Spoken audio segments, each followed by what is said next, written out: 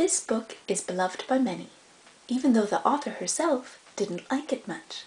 100 Books You Must Read, number 78, Little Women by Louisa May Alcott. Louisa May Alcott had 3 sisters, Anna, Elizabeth, and Abigail, a hard-working mother whom they adored, and a father who was sometimes more interested in transcendentalism and experimental schools than in his own family. The story of Little Women is about 4 sisters, Meg, Jo, Beth, and Amy, their mother whom they call Marmee, and their father who is away because of being in the army. Parallels, anyone? The story is real and heartwarming. We understand Jo's being a tomboy and being impatient with the restrictions of being a lady in her time. We laugh at Amy's trying to change the shape of her nose by wearing a clothespin, and think of bits of ourselves that we would like to change. But Louisa herself wasn't crazy about writing stories about girls that taught good lessons. And I agree to some extent. Don't bother reading her book An Old-Fashioned Girl. It is too overtly didactic.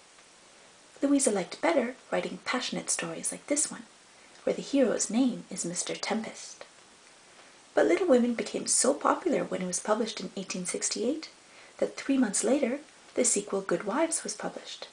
Nowadays, Little Women and Good Wives are published together, so check to make sure that your book has both parts. Louisa May Alcott also published 2 more sequels, Little Men, which chronicled the school that Jo and her husband opened for boys, and Jo's Boys, which tells about the boys of Little Men once they grow up.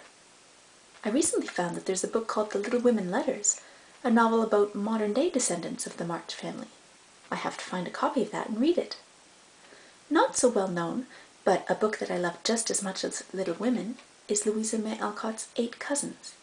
It is about a girl named Rose, who is orphaned, and who goes to live with all her aunts and uncles in turn, before deciding who she'll live with for good. Louisa May Alcott also wrote a sequel to that, called Rose in Bloom. And now, just a little poetry to brighten your day, by Emily Dickinson. Don't put up, my thread and needle, I'll begin to sew. When the birds begin to whistle, better stitches sew.